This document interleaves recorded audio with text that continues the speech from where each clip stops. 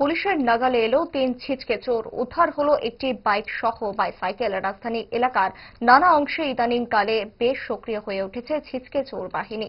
থানায় অভিযোগও জমা পড়ছে চোরের ঘটনার।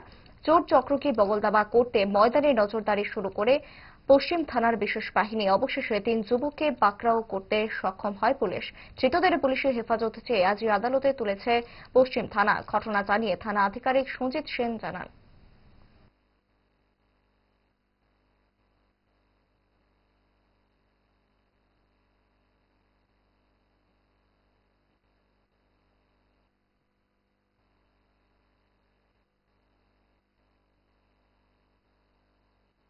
আমরা দৈনন্দিন night patrolling mobile, bike mobile, beat mobile এবং আমরা ওসি এবং এসডিপি আমরা সবাই মিলেই মোবাইল করছি।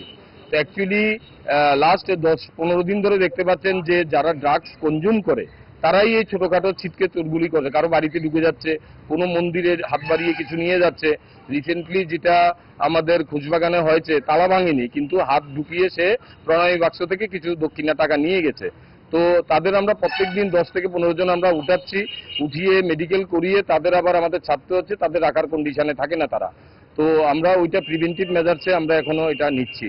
আমরা দেখছি এদের সম্পর্কে আমাদের হায়ার অফিসারকে আমরা জানিয়েছি, কারণ বেশিক্ষণ আমরা রাখতে পারি না। তাদের বেশিক্ষণ লকআপে রাখলে তাদের মুখ দিয়ে ব্লাড বেরিয়ে আসে, হসপিটালে আমরা পাঠাই, ওখানেও তাদের ট্রিটমেন্ট করে ছেড়ে দিচ্ছে। ওই সমস্যাটা আমরা দেখছি কিভাবে এটা সেরাতে বের করা।